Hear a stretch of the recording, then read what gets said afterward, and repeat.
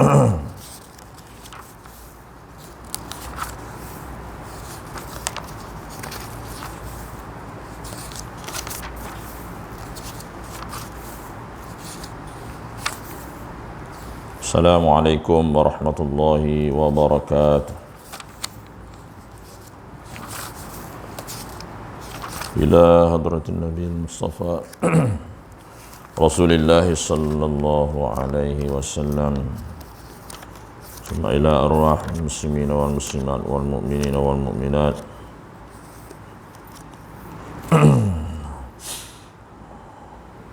لإرادته على التحقيق قدوة كل ولي صديق رضي الله عنه، حامل لواء الإيمان، رئيس مقام الإحسان سيدنا الأستاذ أبي محمد عبد العالي مولانا سيدي أحمد إدريس رضي الله عنه وعن لأصوله وفروعه وحواشي ودينا وحواشي نسبا ودينا وجميع المؤمنين والمؤمنات والمؤمنين والمؤمنات وآله الكرام وأصحابه العظام شأن الله لهم الفاتحة.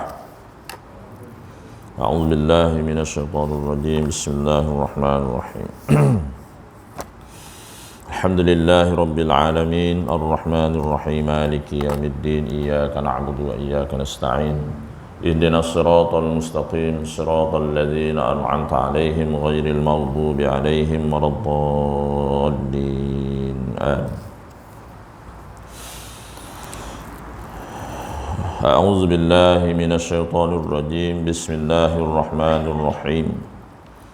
بسم الله ما شاء الله لا يسوق الخير إلا الله، بسم الله ما شاء الله لا يصرف السوء إلا الله، بسم الله ما شاء الله ما كان من نعمة فمن الله، بسم الله ما شاء الله لا حول ولا قوة إلا بالله. الحمد لله رب العالمين والعاقبة للمتقين ولا عدوان إلا على الظالمين. سبحانك لا علم لنا إلا ما علمتنا إنك أنت العليم الحكيم. وقال رب اشرح لي صدري ويسر لي أمري واحلل عقدة من لساني يفقه قولي. ولا حول ولا قوة إلا بالله العلي العظيم. اللهم ربي يسر ولا تعسر يا كريم، ربي تمن بالخير. اللهم إنا نسألك علما نافعا ورزقا حلالا طيبا وعملا متقبلا. اللهم رب زدنا علما وارزقنا فهما، اللهم رب زدنا علما وارزقنا فهما، اللهم رب زدنا علما وارزقنا فهم النبيين وحفظ المرسلين وإلهام الملائكة المقربين وعافية يا أرحم الراحمين.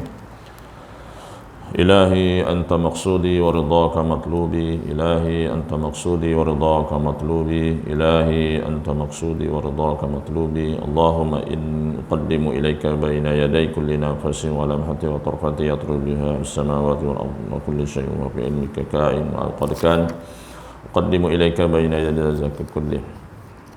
صلى الله عليك وسلم يا رسول الله في كل لمحة ونفس عدد ما وسعه علم الله.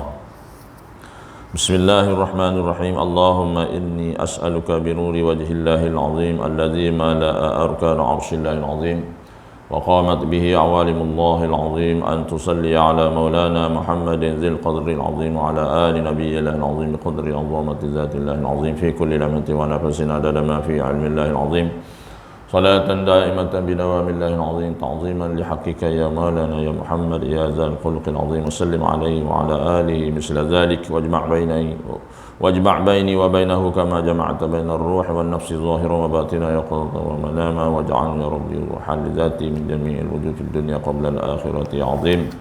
أستغفر الله العظيم الذي لا إله إلا هو الحي القيوم غفار الذنوب ذا الجلال والإكرام، وأتوب إليه من جميع المعاصي كلها والذنوب والآثام ومن كل ذنب أذنبته عمدا وخطأ ظاهرا وباطنا قولا وفعلا في جميع حركاتي وسكناتي وخطراتي وأنفاسي كلها دائما أبدا سرمدا، من الذنب الذي أعلم ومن الذنب الذي لا أعلم، عدد ما أحاط به علم أحصاه الكتاب وخطه القلم، عدد ما أوجدته القدرة وخصصته الإرادة ومداد كلمات الله كما ينبغي لجلال وجه ربنا وجماله وكماله وكما يحب ربنا ويرضى.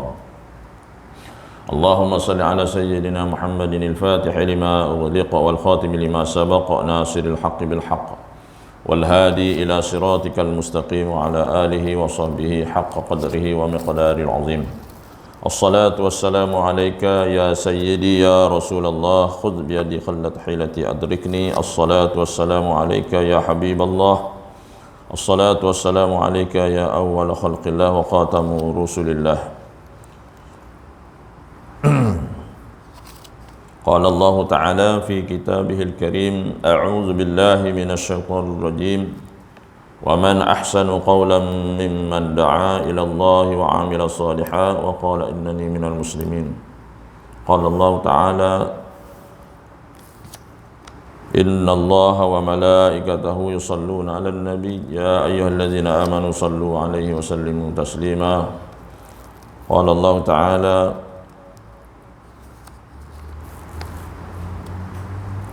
أعوذ بالله من الشيطان الرجيم بسم الله الرحمن الرحيم والعصر إن الإنسان لفي خسر إلا الذين آمنوا وعملوا الصالحات وتواصوا بالحق وتواصوا بالصبر. صدق الله العظيم. Yang saya hormati lagi dikasihi Tuan Pengerusi Masjid, Timbalan Pengerusi serta pegawai Masjid dan ahli jadukuasa Masjid yang dimuliakan Al-Fadhil Tuan-Tuan Imam, Tuan Bilal, Tuan Siak, Tuan Berdahari, seluruh warga ahli jadukuasa Masjid, tuan-tuan dan puan-puan muslimin, muslimat, sidang jemaah serta tetamu-tetamu Allah yang terhormat. Alhamdulillah wa syukurillah, segala puji dan syukur kita sama-sama rafakkan kepada Allah Subhanahu Wa Taala. Dan pada pagi ini masih lagi kita dapat bersama-sama, masih lagi kita hidup untuk menghirup udara Allah Subhanahu Wa Taala. Masih lagi kita mempunyai masa dan peluang dan ruang untuk kita sama-sama mengumpulkan dana akhirat. Masih lagi kita dapat bersama-sama melihat isteri, anak-anak, jiran-jiran. Masih lagi kita melihat kebesaran Allah Subhanahu Wa Taala, keindahan Allah Subhanahu Wa Taala yang Allah menjadikan segala isinya. Maka jadilah kita hamba yang bersyukur kepada Allah Subhanahu Wa Taala, yakni melangsungkan diri kita untuk sentiasa beribadah kepada Allah Subhanahu Wa Taala dengan niat yang ikhlas, dengan hati yang suci, tulus ikhlas mata-mata untuk mendapat redha Allah, untuk memohon syurga Firdaus. Maka kita sama-sama meningkatkan amal dan takwa kita kepada Allah Subhanahu Wa Taala. Jangan kita disibukkan dengan dunia, yang mana dunia akan mengumpulkan kita suatu hari nanti, memasukkan kita, matinya kita, masuknya kita dalam kubur. Seperti mana kisah iaitu sahabat Nabi sallallahu alaihi wasallam yang begitu susah, yang ketika itu rajin beribadat bersama Rasulullah sallallahu alaihi wasallam, iaitu bernama Sa'labah. Maka selepas solat dia balik, maka Rasulullah tanya kenapa, ke mana balik, sebab apa? Susahnya Sa'labah ni, pakaian yang dia pakai itulah yang dipakai oleh isterinya untuk melakukan solat. Maka suatu hari dia berdoa kepada Allah dan minta kepada Nabi sallallahu alaihi wasallam supaya mengubah kehidupannya menjadi seorang yang kaya. Dengan berkat Nabi doa, maka dia dapatlah sepasang kambingnya. Nak cerita apa ni? Nak cerita bila dah kaya sangat lupa kepada Allah. Masa miskin rajin beribadat kepada Allah, rajin datang surau, rajin datang masjid. Tapi disebabkan kekayaan, disebabkan ada pangkat, ada harta, lupa kepada Allah. Begitulah manusia, tuan-tuan. Ada pangkat sikit lupa kepada Allah, ada ilmu sikit lupa kepada Allah. Jadi riak, sombong, sombong dengan Allah, sombong dengan orang. Buat apa kita nak banggakan itu semua adalah dengan pemberian Allah Subhanahu wa taala. Sifat riak yang menebar di dalam diri menyebabkan Allah hina, menyebabkan dia kaya, dia rasa kaya, maka lupa kepada Allah. Maka dengan sepasang kambing tadi, biarlah kambing tersebut jadi banyak. Maka dah jarang datang surau, jarang datang masjid dah, tak bersama dengan Nabi dah. Nabi kata, kenapa Sa'labah ni sibuk? Sibuk menguruskan kambingnya. Biar. Maka pindah ke satu tempat yang luas pada pasir, maka dah lama dah tak datang dah. Kalau datang pun Jumaat seminggu sekali. Sibuk dah. Datang Jumaat seminggu sekali. Maka Nabi mengantar wakil untuk buat surat daripada Rasulullah. Rasulullah buat surat, hantar kepada Sa'labah, hantar 2 orang jumpa Sa'labah supaya mengeluarkan zakat. Maka dia suruh balik tak apa, dia kata nanti aku datang jumpa Rasulullah. Maka ketika itu Rasulullah kata, inilah golongan-golongan orang yang celaka. Maknanya Rasulullah marah tu, bagi zakat, tak nak bagi zakat dah. Maka suatu ketika dia rasa bersalah. Maka ketika itu jumpa Nabi, bawalah kambing tu nak bagi zakat. Nabi kata, kamu sudah terlewat dah, aku tak nak terima dah. Sehinggalah Nabi wafat. Ketika Sayyidina Abu Bakar sama juga, dia kata kalau Nabi tak terima zakat kamu, aku pun tak terima. Sayyidina Umar sama, Sayyidina Umar sama. Maka menangislah dia, tak jadi apa dah. Maka dia dihinakan. Bermakna daripada susah, daripada miskin, Allah muliakan dia. Tetapi bila dah kaya, tak bayar zakat, maka Allah hinakan dia. Begitulah pengajaran buat kita. Jadi kita tak naklah jadi macam Sa'labah ni. Apabila susah, apabila sakit, ingat pada Allah. Apabila sibuk, lupa pada Allah. Apabila kaya, lupa kepada Allah. Akhirnya tenggelam dengan harta begitu je. Begitulah kita, kan. Baik tuan-tuan sidang jemaah rahimakumullah, kita sambung pengajian kita pada pagi ini, iaitu syarahan kitab Penawar Bagi Hati, iaitu Qalbun Salim, hati yang sejahtera. Ini nak sama-sama kita nak merawat hati, supaya hati yang sejahtera ini, hati yang penuh ikhlas, jauh daripada riak, sum'ah, takabur dan sebagainya, menyebabkan kita dikasihi oleh Allah dan menyebabkan amal-amal kita diterima oleh Allah SWT.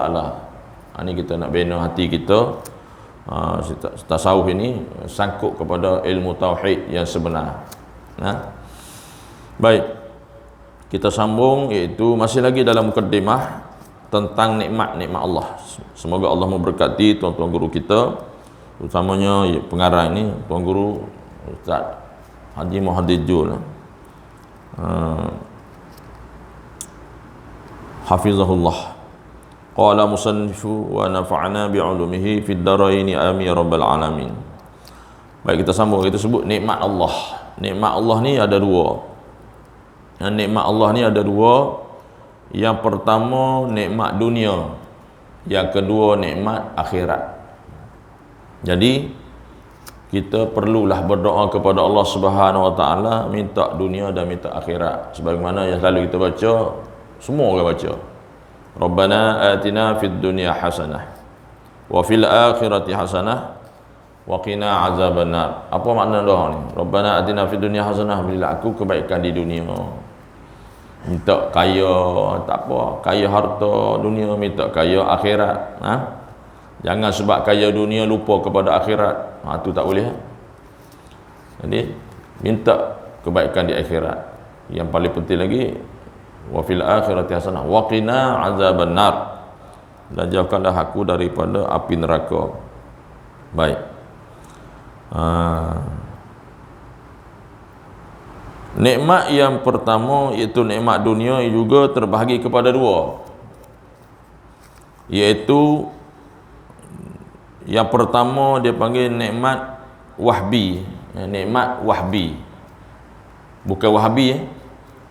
Wahabi tu geng-geng sesat tu, geng-geng melawan sunnah. Wahabi sekarang teruk tuan-tuan, ada ustaz Wahabi mengatakan mengaji sifat 20 syirik, wajib bertaubat. Tu dia.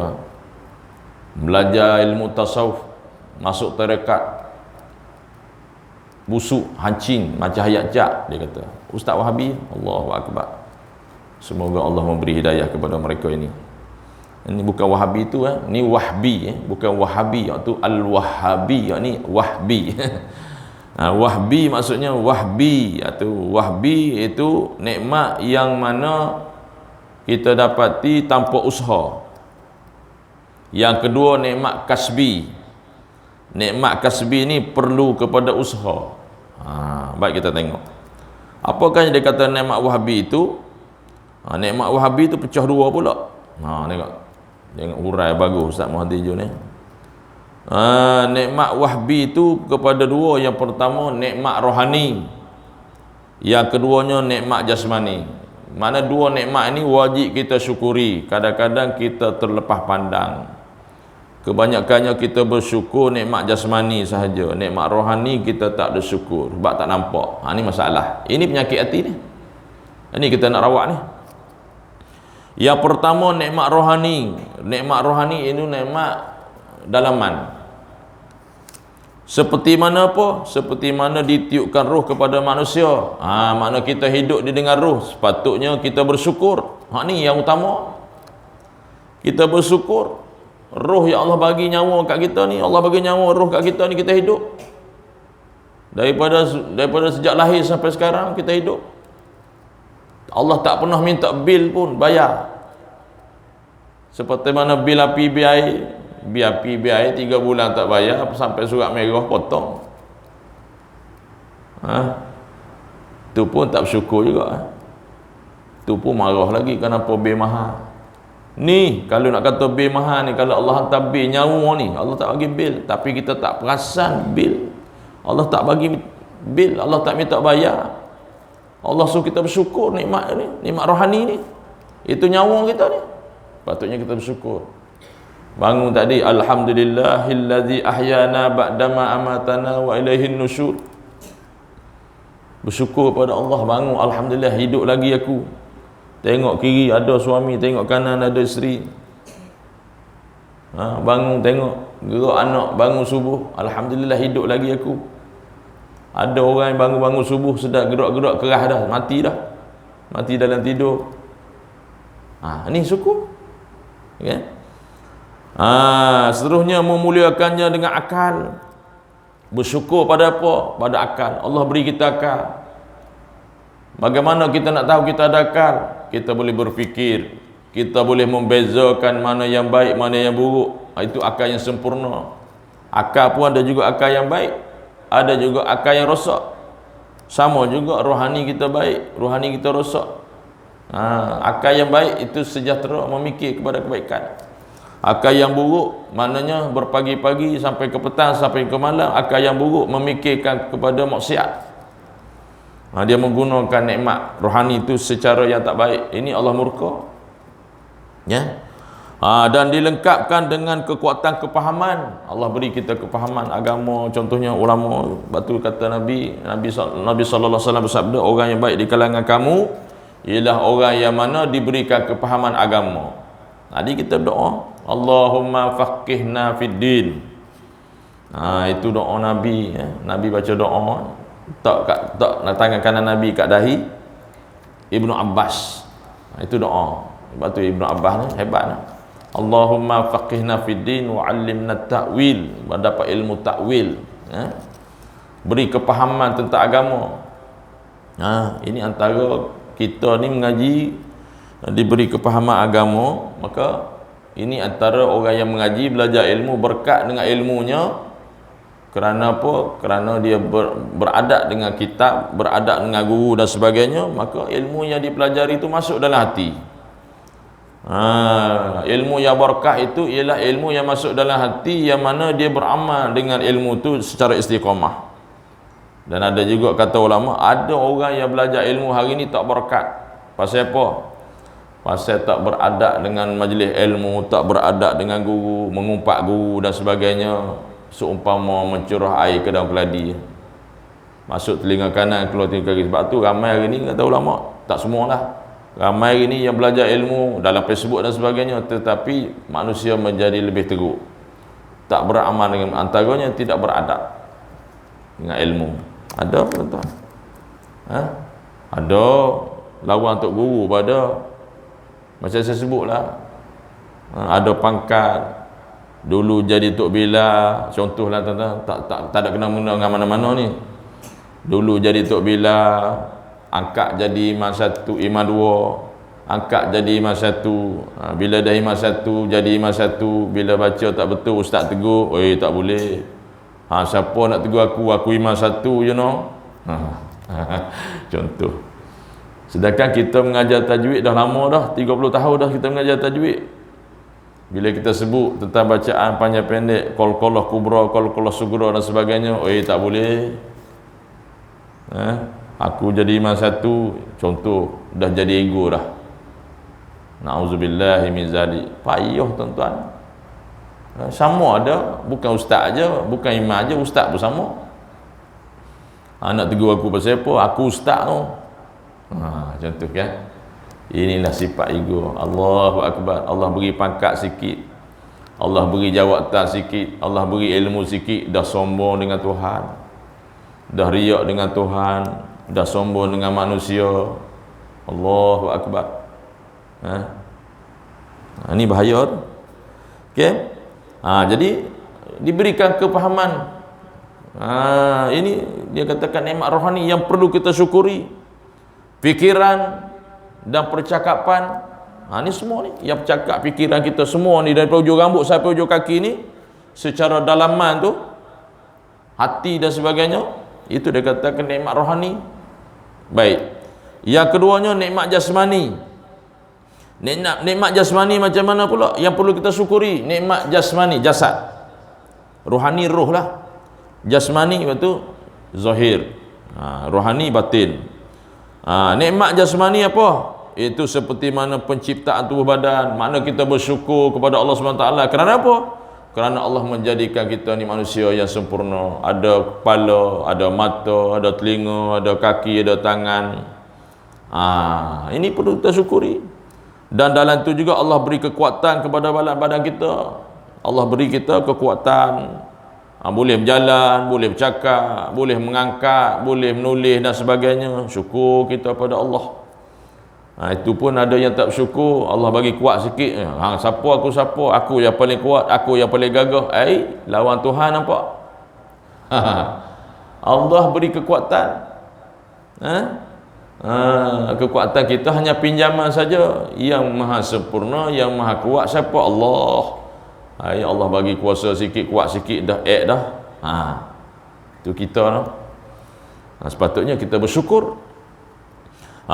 Serta keadaan yang membantu tubuh seperti kesihatan. Syukur Allah beri kesihatan. Alhamdulillah.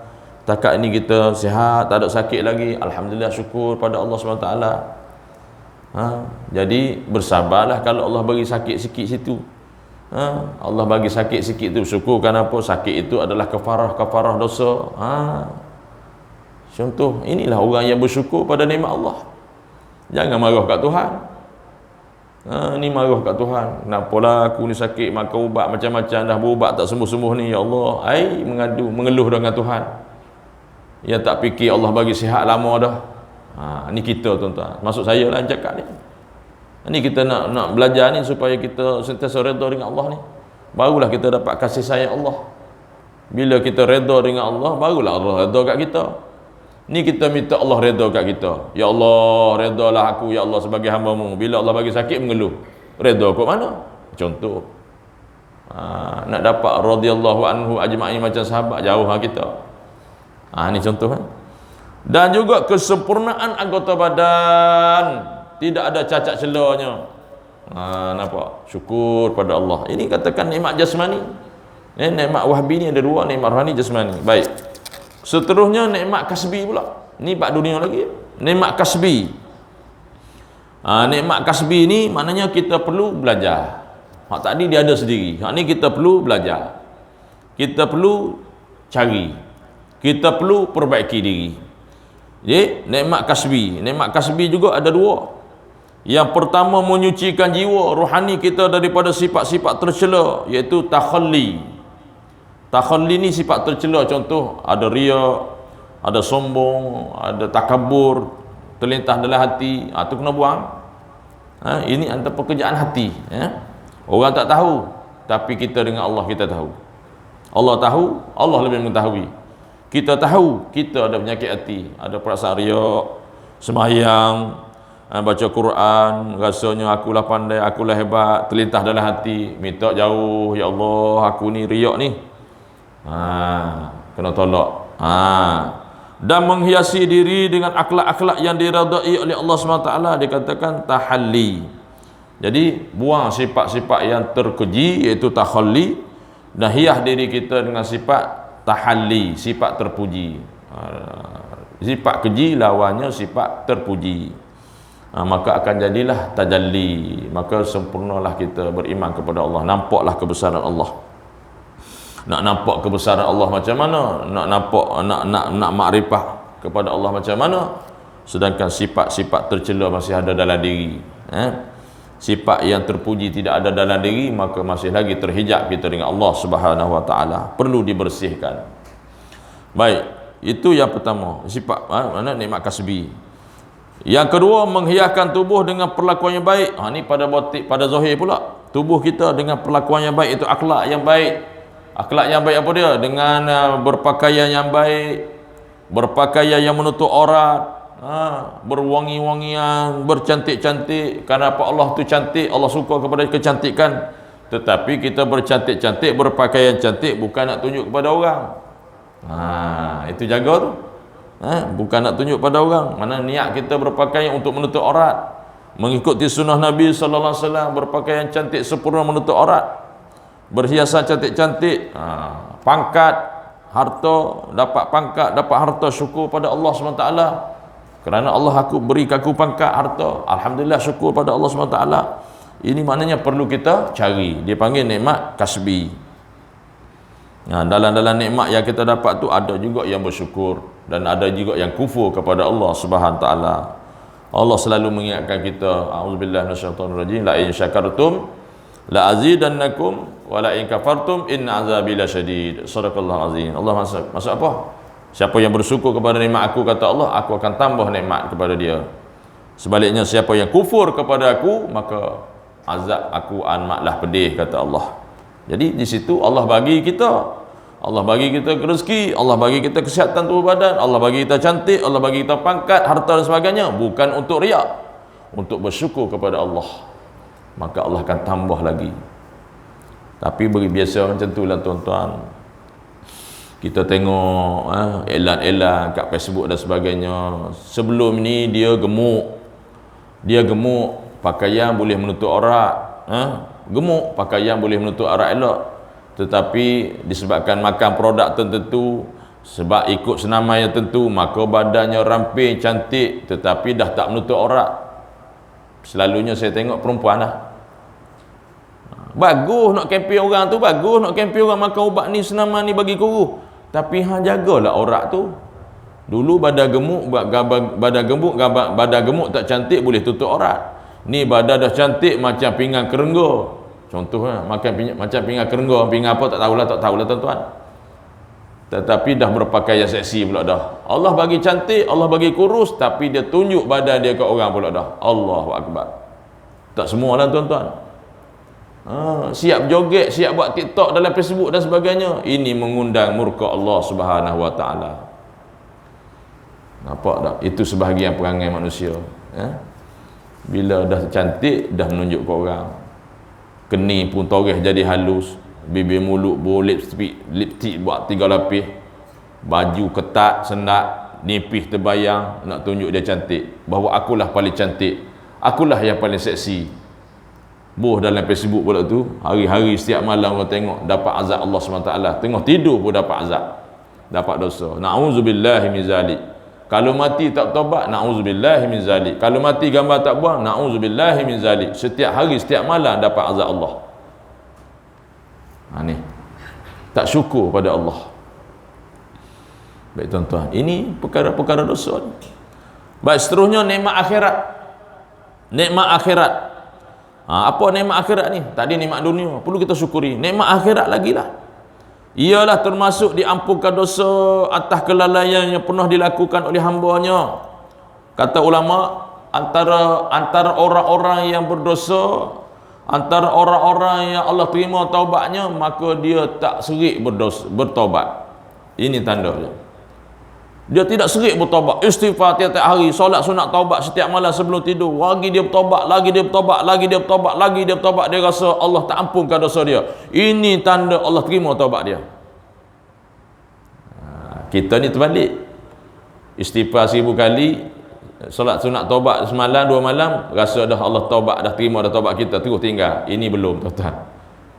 Sama juga kata ulama, antara doa dan amalan-amalan yang diterima oleh Allah SWT, lagi dia buat, lagi rasa tak okey, lagi dia buat, lagi rasa tak okey, lagi berdoa rasa tak okey, rasa macam Allah tak terima doa dia. Ini tanda-tanda amal dia terima, doa dia terima.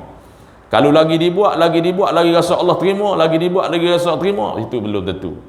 Itu belum. Ini kata ulama. Sebab apa? Bahasa Allah ni terbalik. Dia tak macam bahasa manusia. Boleh faham tak? Allahu Akbar. Jauhnya kita, tuan-tuan. Ini pekerjaan macam ni, bahaya ni.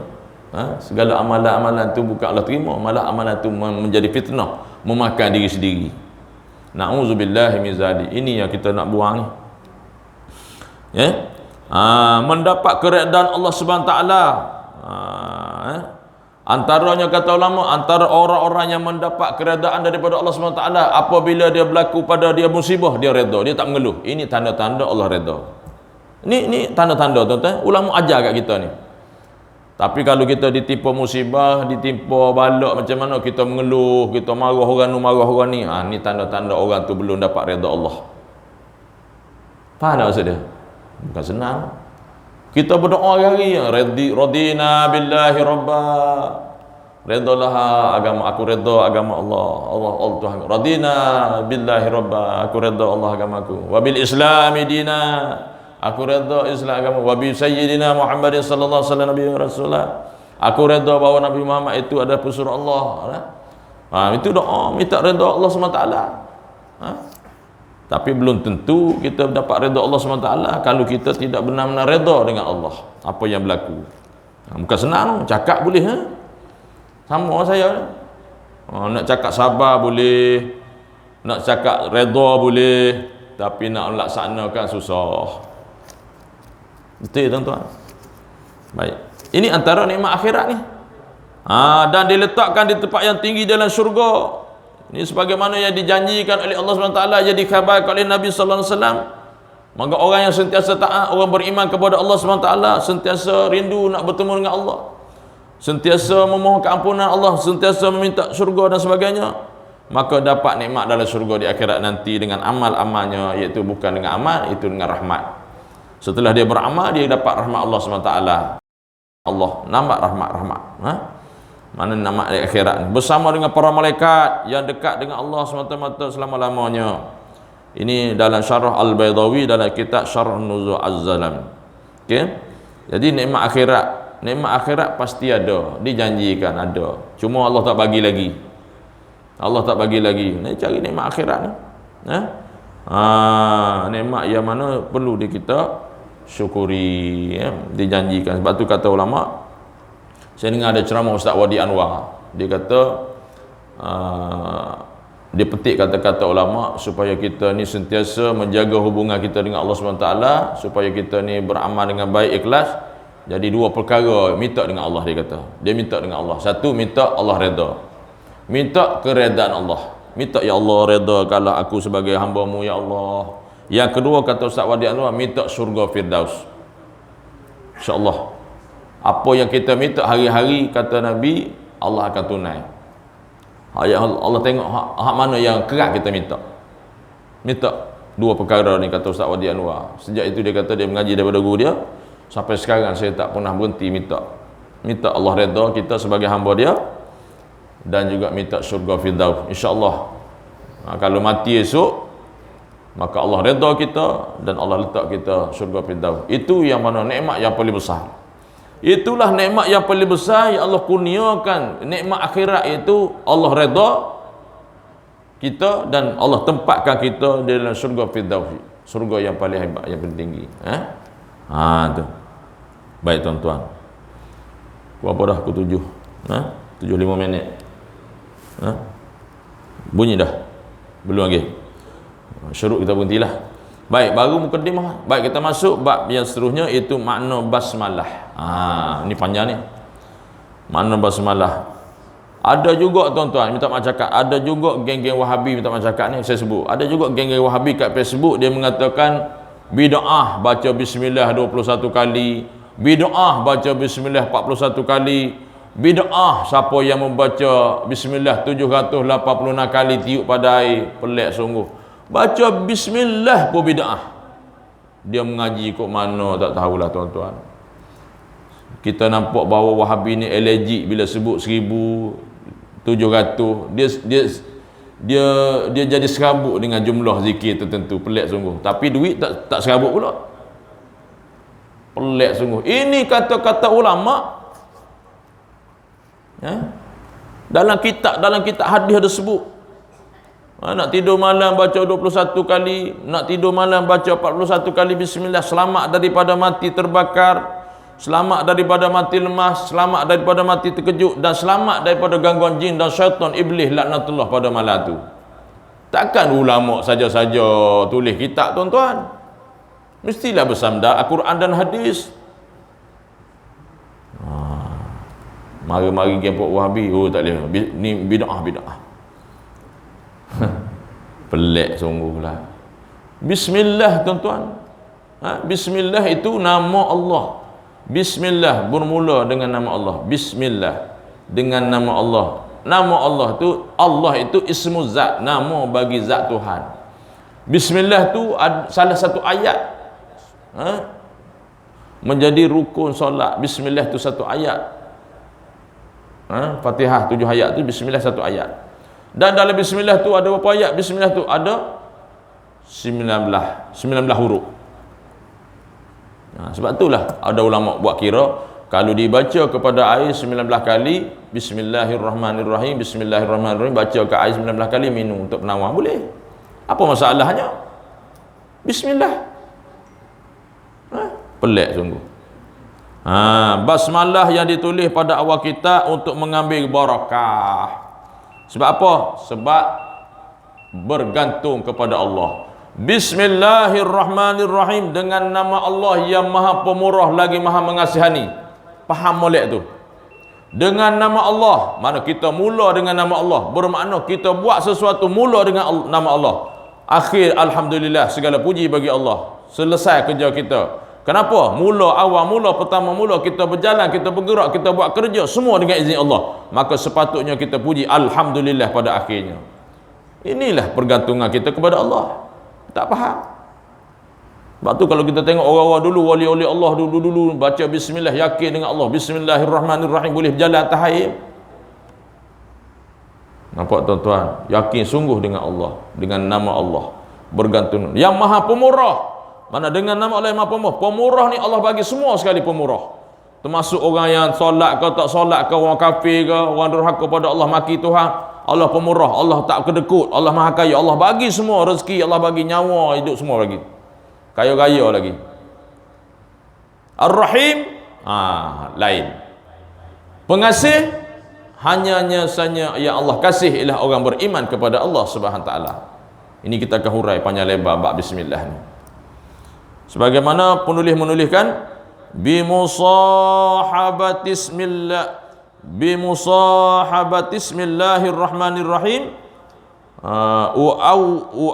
uallifu kitabi hadza mutabarrika. Maksudnya apa? Dengan adanya kebersamaan nama Allah SWT yang maha pemurah lagi maha mengasihani ataupun maha penyayang, aku menulis kitabku ini untuk mengambil barakah dengannya basmalah, yakni pergantungan semata-mata kepada Allah Subhanahu taala. Mana salahnya baca basmalah? Basmalah tu apa dia? Basmalah tu singkatan daripada bismillahirrahmanirrahim. Kalau hauqalah, la haula wala quwata illa billahil aliyil azim, itu istilah.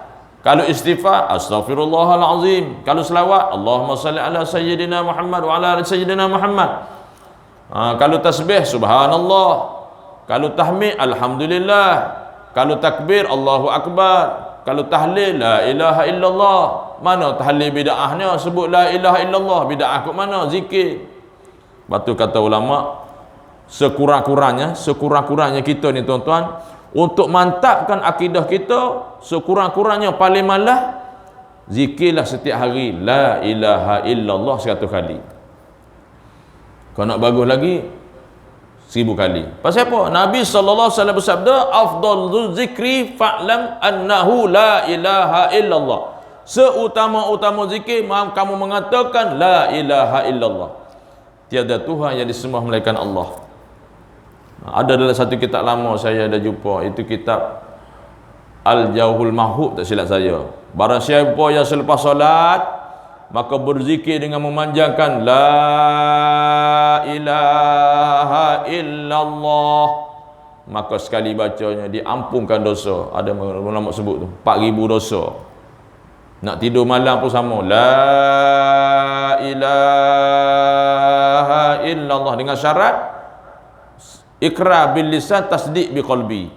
Maknanya kita ucap tu la ilaha illallah dalam hati, tiada Tuhan yang disembah sebenar-benar melainkan Allah, tidur kita diampunkan dosa 4000 dosa. Nampak tuan-tuan? Tu powernya zikir la ilaha illallah. Ni pergi tahlil la ilaha illallah, la ilaha illallah, tak masuk dalam hati. Duk nampak kat depan tu ayam golek, ayam pericik, nasi biryani. Yang tuan rumah pun pelik masa zikir tu lah duk hidang kat depan. Kipas pula kuat, terselok surat khabar la ilaha illallah. Oh, nasi biryani malam ni la ilaha illallah. Habis zikir nasi biryani je. Patutnya zikir, nak zikir tu jangan ada lah gangguan kat depan tu. Lepas zikir, lepas tahlil orang angkat. Jangan duk hidang lagi, ganggu khusyuk zikir tadi. Ada juga tuan-tuan, tuan rumah kita pergi zikir tahlil, tuan rumah duk sibuk dengan hidang. Duk sibuk, duk zikir dulu, lepas zikir hidang lah. Tak ada orang balik lepas tahlil. Ada tak? Ada tak? Jemaah balik. Lepas tahlil, pangkat punggung balik. Sallallahu, tak ada. Ya? Tapi kalau kita buat sekali, try tengok dia. Mesti orang cakapnya. Dah tahlil, dah habis dah, salam. Habis dah, okey. Okey, kita habis, kita balik ya. Jom balik. Sallallahu. Nanti dulu makan. Saja ya tehnya. Betul tak? Betul tak? Ada orang kata balik. Tak ada. Kalau cuba buat balik tengok. Cuba buat angkat punggung balik. Kata tunggu dulu ada makan. Oh, ingat tak ada makan, ingat tahlil je, ada makannya. Saja teh je. Betul tak? Allahu akbar. Baik tuan-tuan, insya-Allah. Setakat itu saja pagi ni, insya-Allah. Jadi banyak dah kita bagi ilmu tadi, zikir la ilaha illallah, bacalah bismillah banyak-banyak. Banyak fadilat bismillah ni. Dalam ni tak sampai lagi. Ni ada sebut ni. Tuan Guru Haji Soleh Musa pun ada baca dulu. Siapa yang baca bismillahirrahmanirrahim sebanyak 41 kali nak tidur tu, selamat daripada mati terbakar, mati lemah, mati terkejut, dan malam tu selamat daripada gangguan jin dan syaitan. Amal setiap malam. Bismillah 41 kali tu tiup kat tapak tangan. Dengan syarat jangan bercakap lagi dah. Lepas tu siapa yang ada hajat, anak nakal, anak keras kepala, tak dengar cakap, baca kat air 786 kali. Pasal apa? Pasal huruf bismillahirrahmanirrahim 19 huruf tu dalam Quran tu, huruf ba ada berapa, sin ada berapa, alif ada berapa, lam ha apa semua tu, semua dalam Quran tu yang huruf bismillah saja ada 786 kali. Ulama kaji macam tu tuan-tuan, ambil barakah daripada Al-Quran tadi, maka baca tiup kat air tu, maka insya-Allah anak tu jadi elok, jadi cerdik, mencerdikkan budak-budak anak yang berbak. Yakin pada Allah dengan bismillah. Bukan kita kata bismillah tu yang boleh merubahnya Allah, tapi asbab kita bismillah. Macam kita makan Panadol lah, macam makan nasi, macam minum air lah. Yang mengenyangkan, yang memilahkan daga Allah, sama lah bismillah tadi. Yang meluluhkan doa kita Allah, apa masalahnya? Ni tak boleh, nu tawassul tak boleh lah, ni tak boleh lah, macam-macam. Istighosah tak boleh lah, tabarruk tak boleh. Kok mana pula apa-apa ni? Contoh, ya? Semua minta tolong pada Allah SWT, tetapi ada sebab dia. Ya? InsyaAllah kita akan sambung. Boleh amal tu. Tak sampai lagi tu 786 kali tu, siapa cerita awal-awal. ada dalamnya. Baik, sekadar itu saja tuan-tuan. Saya mohon ampun kepada Allah SWT. Ada salah dan silap, yang baik semua daripada Allah SWT. Yang lemah yang kurang itu daripada kelemahan diri saya sendirilah. Kita tangguh majlis kita dengan tasbih kafarah dan suratul asri. Subhanallah. Subhanakallahumma bihamdika asyhadu an la ilaha illa anta astaghfiruka wa atubu ilaik. Amin tu su'a wa qalamtu nafsi faghfir li fa innahu la yaghfiru dzunuba illa anta. Bismillahirrahmanirrahim. Wal 'asri innal insana lafi khusr illa allazina amanu wa 'amilus solihati wa tawassaw bil haqqi wa tawassaw bis sabr. A'udzubillahi minasyaitonir rajim.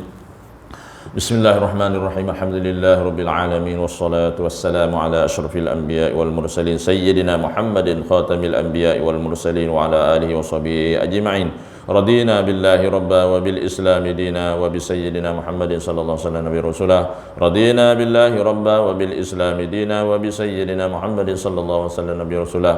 Radina billahi rabba wa bil islami dina wa bi sayyidina Muhammadin sallallahu alaihi wasallam nabi rasulah. Jazallahu anna sayyidina Muhammadin sallallahu alaihi wasallam jazallahu anna sayyidina Muhammadin sallallahu alaihi wasallam.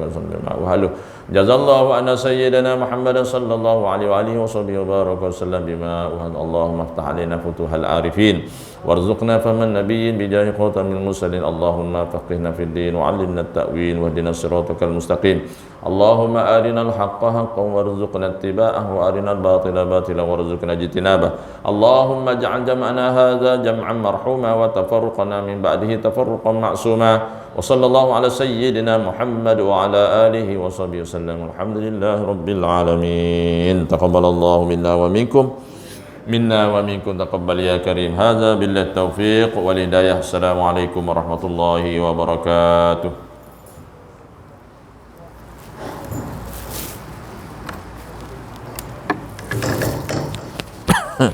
Alhamdulillah.